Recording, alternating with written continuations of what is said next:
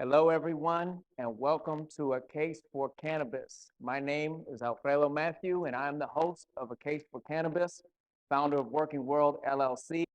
This is a new podcast series brought to you by the California Community Colleges. We're really thrilled to have you here today and excited for all the conversations that we're going to be having over the next year. The purpose of this series is to really explore the cannabis industry, one of the fastest growing industries in the United States today, on the cusp of being legalized nationally.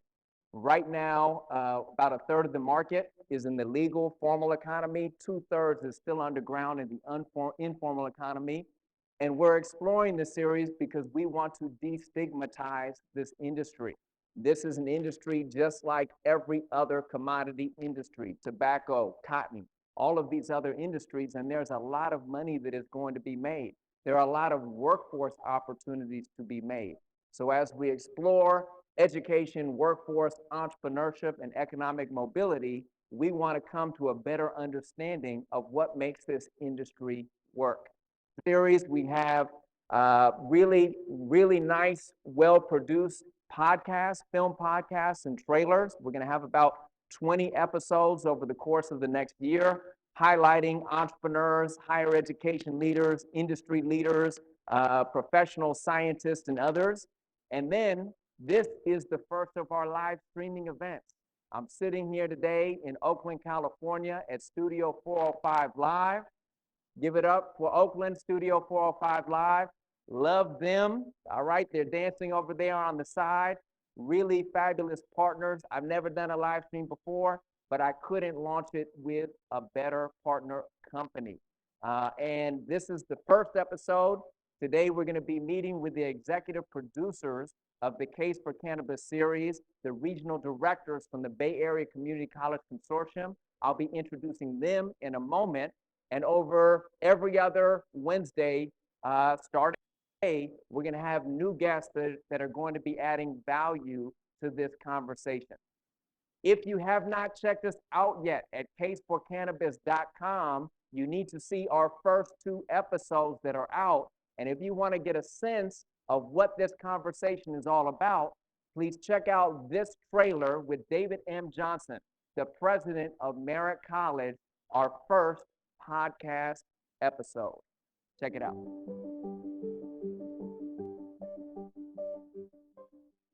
I think Merritt College's competitive advantage in cannabis education is quite simply our location. We're in Oakland, California, which is the political, social, and economic locus of this industry. I think this industry needs to look to community colleges quite simply because of our commitment to access and equity. The reason why I'm so excited about this opportunity for my students is that it really represents a chance for them to transform their economic circumstances. Our ability to be responsive to their needs to serve their workforce is also unparalleled. This is an industry much like the tech industry 20, 30 years ago in Silicon Valley. This represents the possibility for our students to make inroads into a burgeoning industry.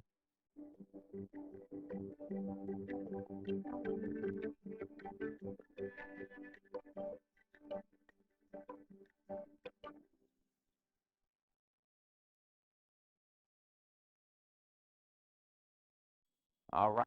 So that is a taste of the quality of the films and the production you're going to see with this series. As I shared, every 2 weeks we have a new episode. Please check out David M. Johnson, president of Merritt College. That's a wonderful interview that we had up on the hill over here in Oakland. But today we have an incredible conversation with the Brain Trust who brought this series together.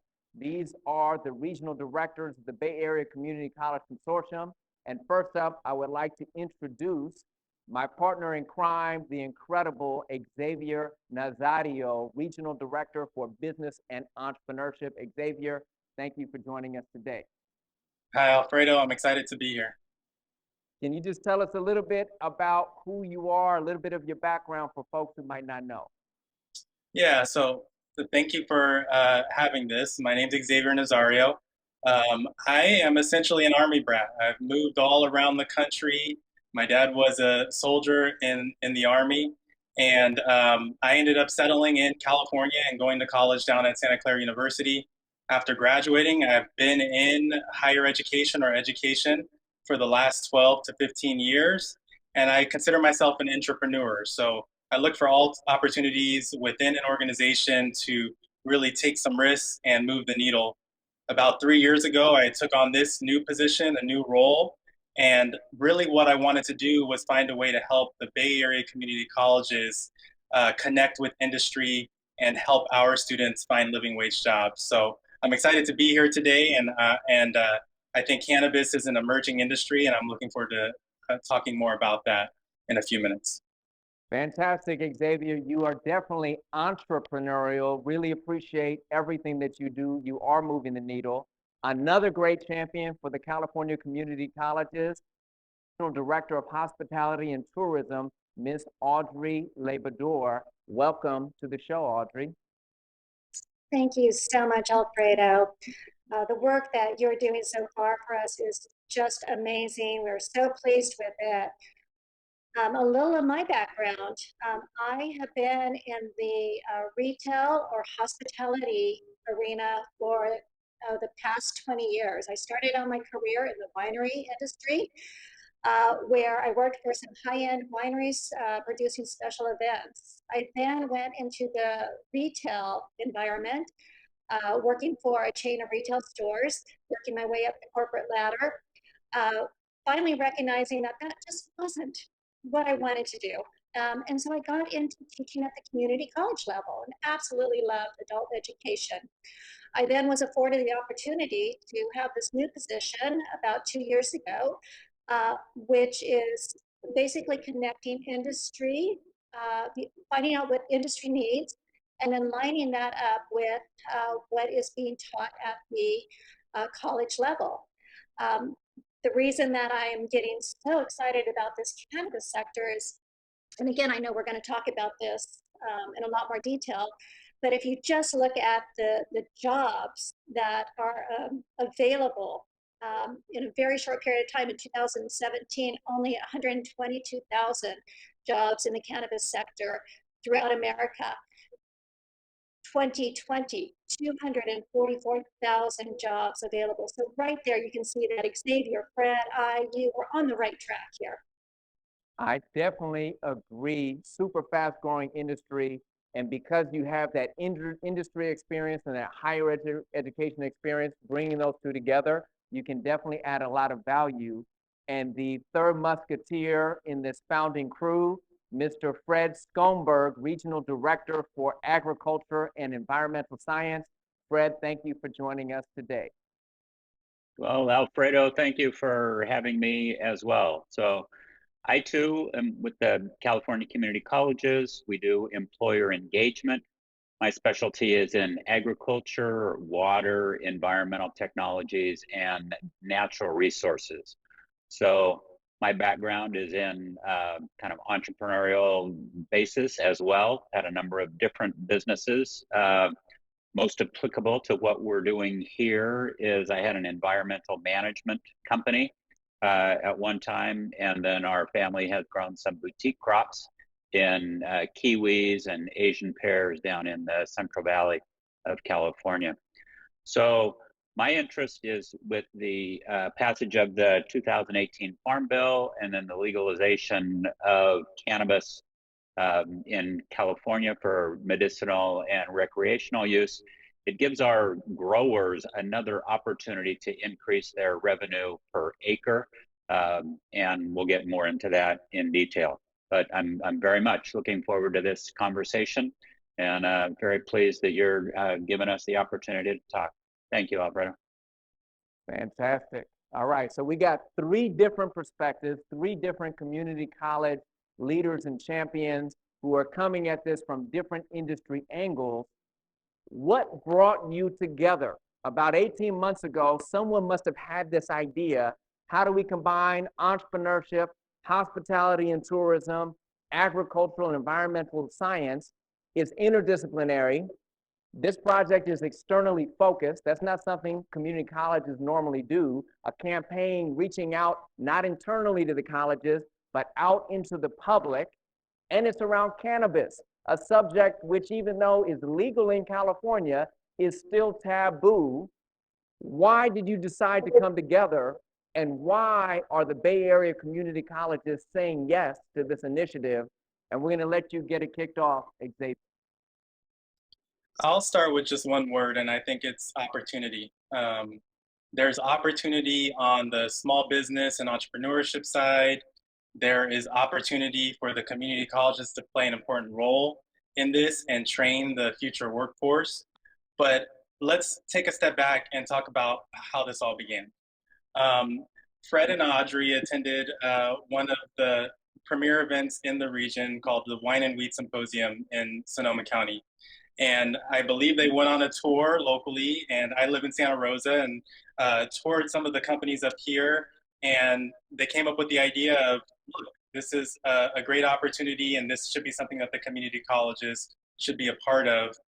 They tapped me on the shoulder and said, hey, business and entrepreneurship is a big piece of this. So what we ended up doing is the three of us put our heads together, and we said, how can we educate and inspire our community college audience, faculty and administrators? And so what we ended up doing was creating a small budget tour that we called the Cannabis Educational Tour, where we took faculty and college leaders behind the scenes at a few different companies in the North Bay to give them really an intimate look at the opportunities within the industry and the importance of the community colleges really catching up to the industry, because right now we're about 5 years behind. So I'll stop there, but I'd love to hear what my colleagues say as well. So I love that focus on opportunity, and I know what happens when you get on a team and in a small room with Xavier, things start to move, and they can move pretty quickly, and that is what happened with this series, Case for Cannabis, which is now being embraced by multiple colleges across the industry. Audrey, what is the opportunity from your perspective? Why are these colleges saying yes? Well, I know the reason the colleges are saying yes, and I'll just piggyback on what Xavier started to talk about. And that is, as a result of the tours that we began with, we were able to demystify what the cannabis, what the legal cannabis industry looks like. And in so doing, all of a sudden, faculty members and administrators started feeling more comfortable thinking about producing curriculum for the workforce of the future. And so I have no doubt that the more that we're able to educate and demystify and push away the assumptions that people have about the legal cannabis industry, we will make great strides with providing opportunities for those who really want to work in this industry. And again, let's be very clear about this. This industry, if you want to get into it, it doesn't mean that that everyone's going to have a job where they're touching the plant. There's so many more opportunities within the sector where you never ever touch a plant, but you're still within the industry. Yeah, I mean, this is an incredible industry. The history of this industry, right, is the war on drugs, and there's a lot of equity issues in this industry, and that's what we're going to be exploring in this series. But the opportunity for community colleges to play a role in formalizing the educational pathways is huge. Fred, from your perspective, what is the big opportunity here for community colleges? Why did you join this team? Why do you think folks are saying yes to this series? The California community colleges are really the workforce engine, workforce training engine for California. Among the system, there's about 2.1 million students in the 116 different California community colleges. Our role is to bring the needs of the employer to the faculty and to the colleges so that the colleges can train up students that are career ready when they finish their educational goals. So increased enrollment is critical to us. And how do we get increased enrollment? We create programs that are interesting and that students are passionate about. Now, our students may be coming from high school into community colleges. They may be displaced workers. We've had a huge unemployment issue roll through California and the United States in general over the last year and a half. We're also looking at equity. We've got a huge impact of people that have been justice impacted by the war on drugs. We now have an opportunity to train that group of people to have very, very viable careers in the cannabis industry. So as Xavier and Audrey have said, some of that is plant touching, but some of it is in the area of regulatory, licensing, the data processing to work through the metric system that's required. So we can touch all aspects of the industry through the training programs at the community colleges. So it's a very, very exciting time and plenty of opportunity for students of all kinds, for all ages. So thank you. Yeah, I mean, higher education, cannabis education is really an open field. There are no formal education pathways, right? I'm a former high school educator. We're definitely not talking about cannabis in K-12 education. Community colleges are just starting to have their first courses, their first certificates. So this is a big moment for higher education and especially community colleges to embrace this industry. As Fred, as you shared, the community colleges are the equity engine for California. You are the in-demand education providers for all of the displaced workers. I've seen stats that there's something like 8 million Californians who don't have a higher education degree that you have the potential to tap into. What is the near-term opportunity with this series, right? This series is just launching. What are you looking to create? And we're going to go back to you, Fred, for a second. Where do you see the opportunity? Where do you want this to go in 2021? Well, the community colleges can do a single course to help somebody develop certain skills. They can do short-term certificates, so 3 or 4 courses that, when stacked together, can give somebody a much deeper skill set in a specific area. That can expand to an associate's degree, that can expand to an associate's degree for transfer, so then they can go to a 4-year college or get a master's degree or a doctorate. So we look forward to building in the next year all of these different educational pathways that are individual and unique to each learner. So everyone's got their own goals, and we aim through A Case for Cannabis to create the training programs necessary to get an educational path that's unique to each person. That's a very benefit to the employers that are out there. I mean, that's incredible, right? There's 28 community colleges right here in the Bay Area, 115 community colleges in the state, as Audrey shared, that serve 2.1 million students. This is free, not free, but very affordable open access. Perhaps President Biden might be making community college access free. So this is available to everyone to kind of skill up and get into the workforce.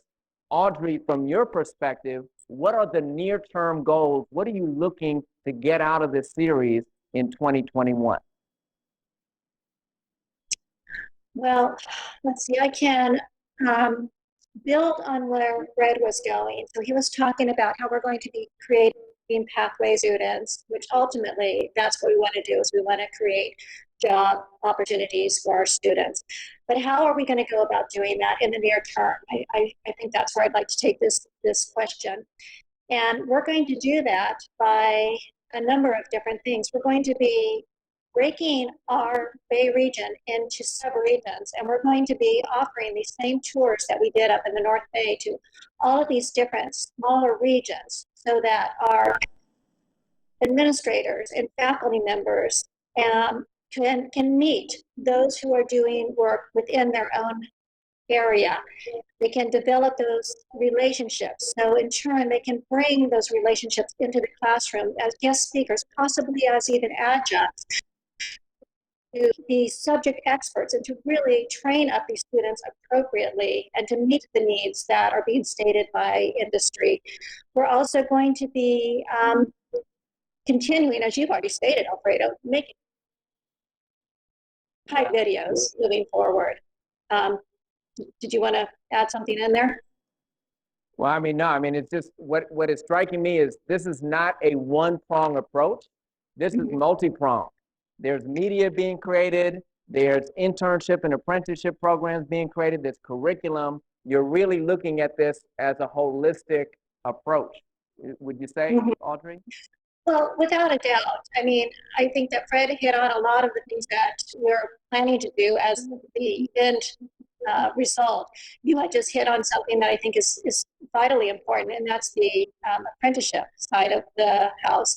And certainly we are trying to offer many different opportunities for students to get work-based opportunities within the industry, be it an internship or a full-fledged apprenticeship program. So these are all things that behind the scenes we're going to be working on and providing for these students so that they have these amazing careers in this industry. Very exciting. And Xavier, right, for you, it's the same idea. I know a little bit about you. I know the way you think. You got a big vision. This is a huge challenge. Changing a community college system, building a whole network of new pathways, working on workforce, community engagement, and navigating this whole system. Where is this series going? What are you looking to do in 2021 and beyond? Yeah, that's a great question, Alfredo. And this series is something that's really special. We, before we started this initiative, we had our bus tours and we had to quickly pivot because of the pandemic. We hired you on, Alfredo, as our main guy to come and help us identify. That was a great choice. That was a great early decision. And it was an important piece to be able to help us identify some of the true leaders in the space. And one thing that I really want to point out, if you look at our lineup for season 1, we were intentional with the people that we're highlighting. This is about equity, this is about inclusion, and this is about making sure that the same demographic that we have at the community college system, our students, have the opportunities. They mirror the people that we're highlighting in our podcast series and our educational series. So I view this year as an opportunity for us to try something new, for us to look at content creation, for us to be able to continue to inspire and educate our own people within the system, our students, to be able to highlight some of the great work that the employers are doing and the small businesses are doing in the cannabis industry. But more importantly, this is part of a bigger initiative for us. And hopefully we'll have a chance to talk about it a little bit more. But all I'll say is there is power in numbers and there's unity and strength. And for our colleges to really put skin in the game and say they want to be part of something bigger is a big deal. And I think they are starting to see the opportunities based on the work that we're doing. Familiar with the community college system, these regional directors have created a regional joint venture, which is multiple community colleges coming together using state strong workforce funding to really build out this campaign, which is not just a video or a podcast series. There's actual curriculum development, internships, apprenticeship learning opportunities. It's really like a full-on press to, as I believe Xavier said, professionalize and build the pathways on the education side that are about 5 years behind where industry is. Industry is always going to be ahead of education. We see that in every industry, but this initiative is about helping education catch up to where business really is. For a moment now, I want you to vision 5 years into the future. Let's say we have a great experience. What are the community colleges going to look like? What is the cannabis ecosystem in California going to look like if we do this well? Back to you, Xavier. That is the billion-dollar question, and that, I think, is what is so exciting about this initiative. It is the upside potential to what we have to offer. We are building a scalable model. We believe that the pie is big enough for all community colleges, And in 5 years, a dream would be to have K-12, which I think right now we would think is absurd, but to have programming, maybe it's supplemental programming in K-12, talking about the plant just like any other commodity and talking about the workforce opportunities. We would have associate's degrees, which we have the first associate's degree in cannabis studies at City College of San Francisco. We'd have a bachelor's degree, we'd have a master's degree, and ultimately we'd have a terminal degree and a PhD or an ed doctorate. I think that is the big picture for us. I think that there's enough demand in the industry to support the education side, people actually getting formal skills. And I also believe that our community colleges already have many specialized skills. They just need to pivot a little bit. They need to pivot their curriculum. They need to focus a little bit and emphasize. And that's what we're looking to help our colleges do. But like I said, the pie is big enough for all. And I would love to see education catch up in the next 5 years and really make this something that is special, that will leave a lasting impact on the U.S. ultimately, not just California, but across the nation.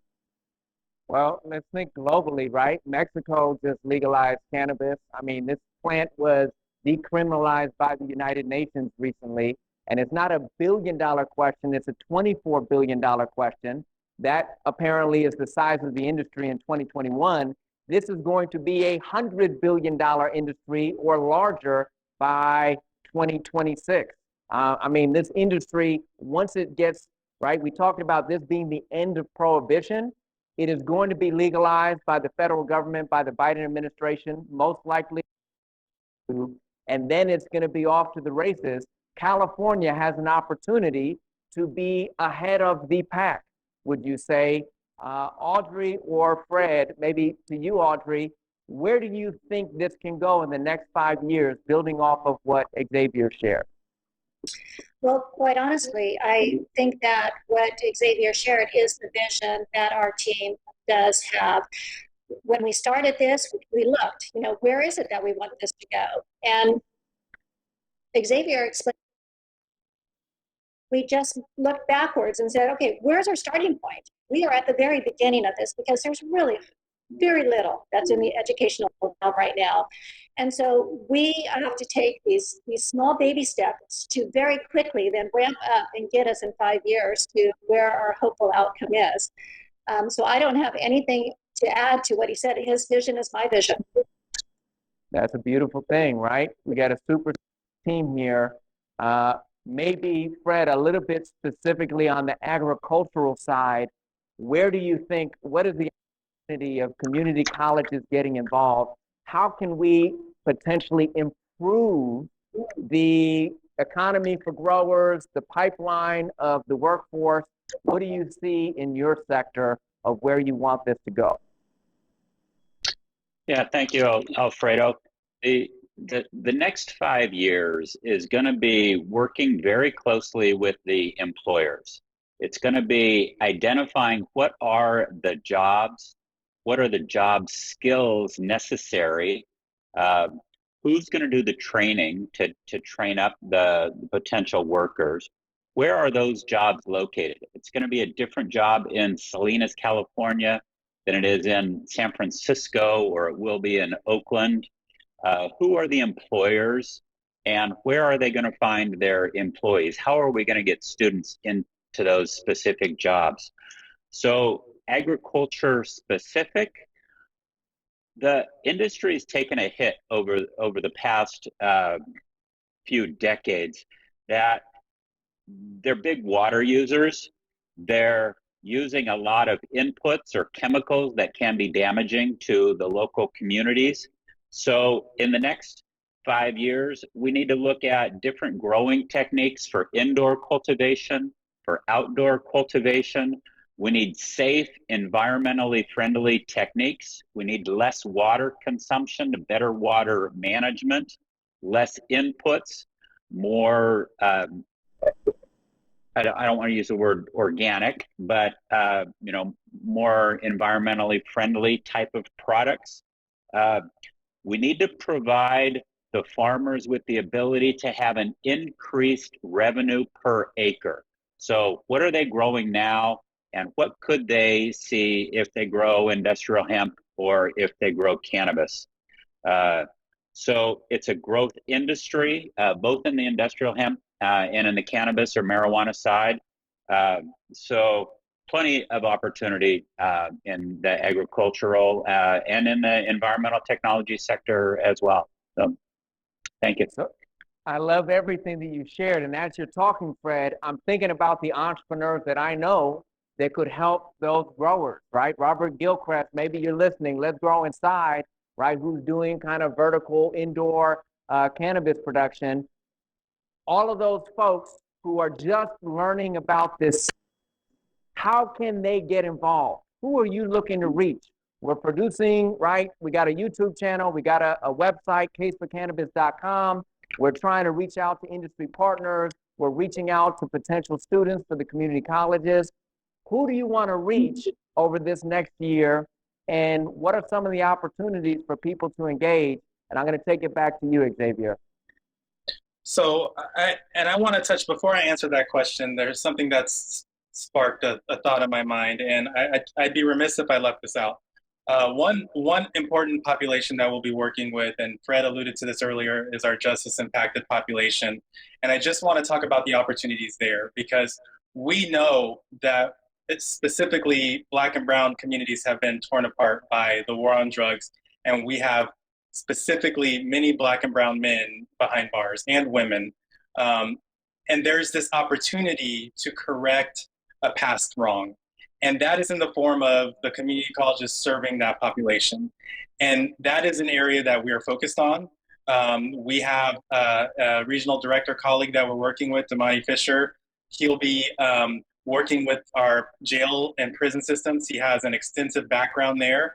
And we will be looking at ways that we can bring curriculum into the corrections systems so that we can better prepare that justice impacted population for release and reentry into the population so that they can be successful, they can contribute to their community. So we are looking at working with cannabis equity departments, Oakland, San Francisco, San Jose. So to answer one question is, we want to work with our equity departments. We've already established a relationship with Oakland. We want to work with students. We want to prepare them for the future, whether they're justice impacted, whether they are BIPOC, from the BIPOC community, whether they're veterans, or whether they're just a student who wants to pursue something that they're passionate about.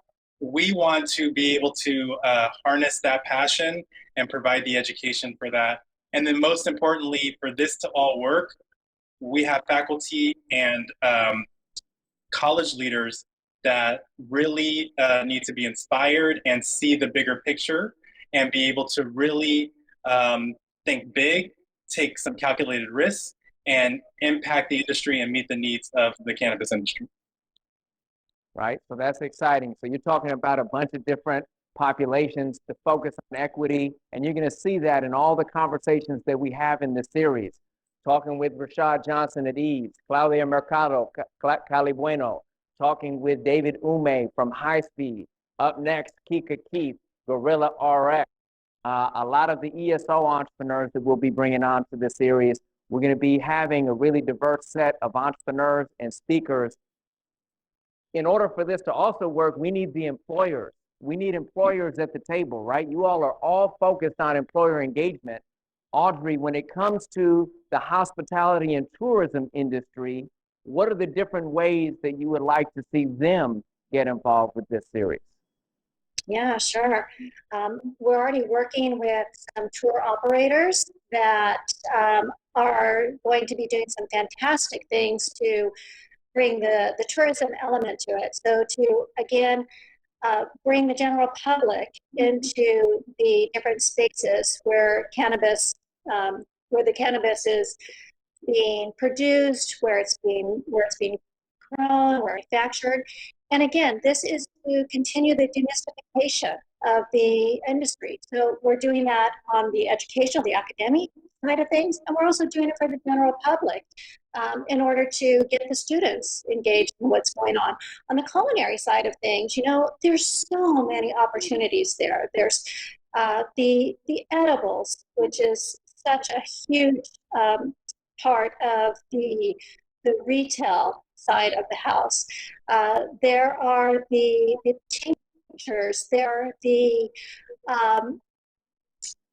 if we're so bold to say it, there's the areas, the products that can be smoked. All of these things come down to the production of the plant and what they're going to be what they're going to be doing with that. Then you take the plant, everything that's been manufactured, and you move it off to the retail side of the house. And it's amazing to see all of these retail establishments that are popping up and continuing to be popping up, and what they look like, and the marketing of these packaging, how beautiful the packaging is, the displays of it. There's so much opportunity in so many different areas with regards to the retail, hospitality, tourism side of the house. I'm so excited to explore that side. I think we're gonna visit Cindy de la Vega in San Francisco, who's got a retail shop in downtown. Really interested to go visit Cannacraft up in Sonoma County. Talk with Rachel Corshin down in LA, learning a lot about the culinary side in Los Angeles. So many exciting and interesting things happening. And this series is really just getting started. We just have our first 2 episodes out. This is our first live stream. We have funding to do the production for the whole year. We don't even know where this is going to take us, but we know it's going to be an exciting journey. Final word for each of you, starting with Fred. What is your final thought about, what do you want to leave the audience with today about why they should stay engaged? Why should they subscribe to the YouTube channel? Why should they fill out an interest form on cannabis.com? Why, Fred? Well, for each of our stakeholders and for all of the interested parties, the industry is so large and it is still developing. If we think back 2,000 years ago, cannabis was one of the primary textile fabric developments. So if you think of cannabis, you might think of the word canvas and the use of sails on the early sailing ships. So as we go through this case for cannabis, we're going to look at so many different aspects of the industry. Think of biotechnology. We need that for doing the analytics of the plants.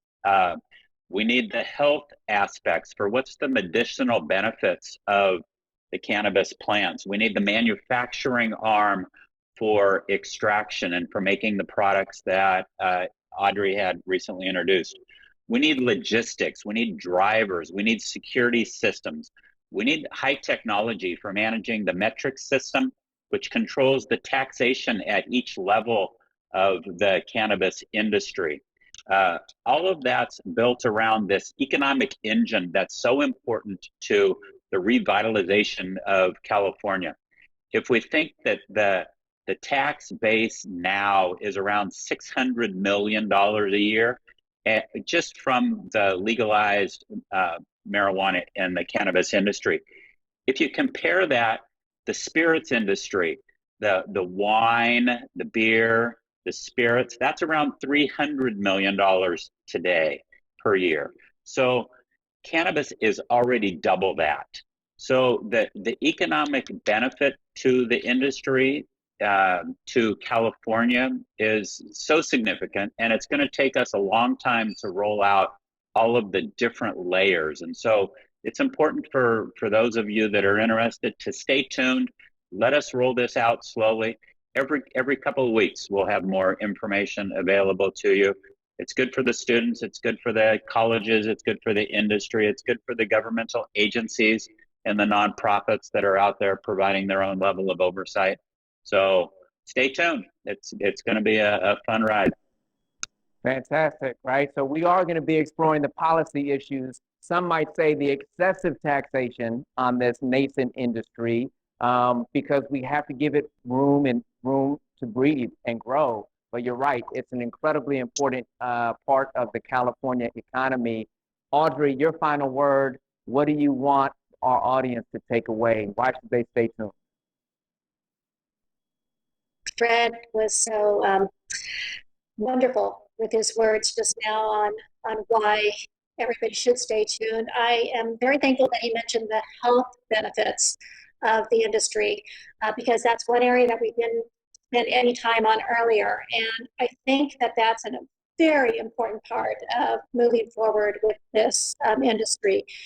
Wellness is such a passion word right now, and our own self-care is so important. And if that takes on the form of the plant, then let's learn more about it. Let's see what that can look like for the future of healthcare, of self-care. I'm also just so excited because all of a sudden now, people that have a passion for this industry can learn about it in a very structured way, and then create their own path with it. And I'm such an advocate of people following their own passion. And I think that just being able to be a very small part of someone's journey is such an amazing gift and such a privilege. And so, yes, stay tuned. We have so many exciting people that we're going to introduce you to. I have just been blown away by the people that I've spoken with over the last 18 months, the quality of these people, the intellect of these people. It is just absolutely amazing. You are going to be blown away. Super exciting. And what's cool is many of these folks don't normally have this audience. We're not doing this to folks already in the cannabis industry. We're trying to introduce people to the cannabis industry. So, Xavier, why should people who are not part of the cannabis industry pay attention to this series? That is a great question. And I wish when I was in college that the cannabis industry was as far along as it is right now, because I think that there are so many opportunities. It's such an exciting time. While at times it can be the wild, wild west, we all know the Wild West presented a bunch of opportunities. So there's an opportunity to stake your claim. And I'm a lifelong learner. And I think that what we're providing through this series, as Audrey and Fred mentioned, is an opportunity to really learn from industry leaders, people who have done this for a long time. And our hope is that it will build passion in you and that you will find value in it and be inspired to either be a guest speaker by signing up for one of our guest speaker lists, by being an industry partner, by helping us create the curriculum in the various departments across the 20 colleges out of the 28 that are interested in participating in our bigger initiative, by really just coming to our conference when we get that underway in the near future.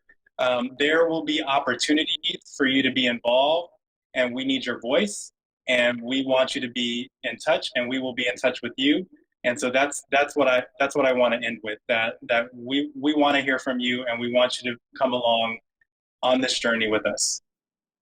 That is so exciting. I appreciate all of you, your courage, your vision for pulling this together.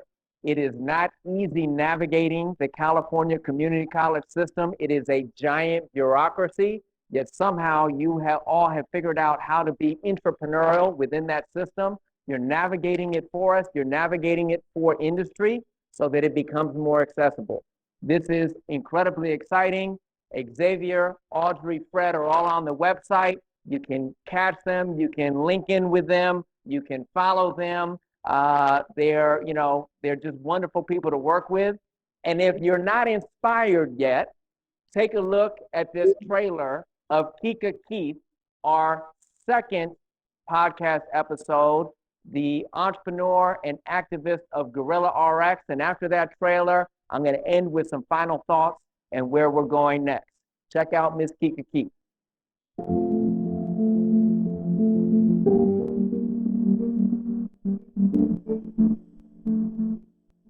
I'm trying to inspire the people to understand the significance of being involved in this industry, not just from the perspective of ownership, but from the perspective of the workforce that can be developed, as well as the community reinvestment that can happen from the tax dollars going back into the communities that have been ravaged by the war on drugs.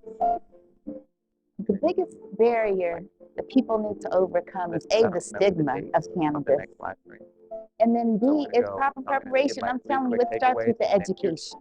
And once we are educated and we understand how we need to operate in this compliant industry, then we have the opportunity to knock them other barriers down, the access to capital, the access to real estate. We have to demand that we want a part of this industry. And if in fact we take that position, the future is incredibly bright if we ensure that the money that is being made is invested in our community in taxes. But we got to demand it, and we have to create that future for us.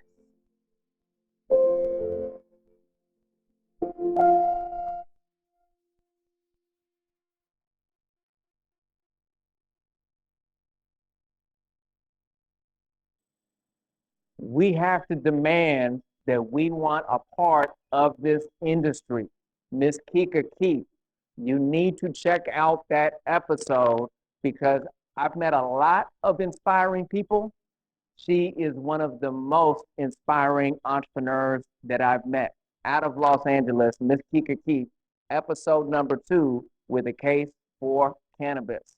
My takeaways from today's conversation: 1, the community colleges are willing partners with the cannabis industry. They are coming to the table. They are putting skin in the game to build out the workforce pathways. 2, community colleges are the equity engine of California. You do not need to go to a for-profit college in order to get cannabis education. You're going to be able to get it at Merritt College, at DVC, at CCSF, at the College of San Mateo, at the College of Marin. In your local community, community colleges are going to be there for you to get upskilled and to get that job. And 3, we all need to be thinking entrepreneurially, holistically about how to create the ecosystem for opportunity and economic empowerment that we want. It's not enough to have industry, not enough to have education, not enough to have policy, not enough to have community. All of these sectors, all of these interests have to work together to create an equitable future. The future of cannabis is not written, but if you do not get involved, it will be written. Not by you, not by me, but by big tobacco and by other interests who have a vested interest in keeping this industry to themselves. This series is about creating access to opportunity. Here's what you can look at coming up next. We have 4 more live streams in this series, 3 more. In 2 weeks, you're going to meet Mr. Javier Armas, co-founder of Balca, who recently wrote a book on bud tender education. He is all over the education scene doing incredible work, grassroots, ensuring that Latinos and bud tenders have a place in building out this industry. And then on June 6th, we're going to meet with our very own ESO entrepreneurs, Mr. Robert Gilchrist from Let's Grow Inside, Ronald West from SF Canna and the 6th Man, Chris Wakefield from Brown Sugar Botanicals, and our very own right here in the studio, Eric Moreno, Studio 405 Live, all incredible Oakland entrepreneurs who are doing great things, who have a story to share. And we're going to finish the series on June 16th with a recap where we will be inviting all of our guests for a culminating conversation. Those culminating guests might include David Johnson, president of Merritt College. They might include Kika Keith from Gorilla RX, or Miss Claudia Mercado, CEO of Cali Bueno, Rashad Johnson from Ease, or David Ume from High Speed. These are all the voices that we're going to bring to you in this first series, and then we have more series coming on. Again, my name is Alfredo Matthew. I'm the founder of Working World LLC. It has been a pleasure to be here with you today. It is an honor to work with the community colleges on this series. Please stay tuned. Please connect on LinkedIn, on Instagram, subscribe on YouTube. Let's get this going. We'll see you soon. Thanks so much. Take care.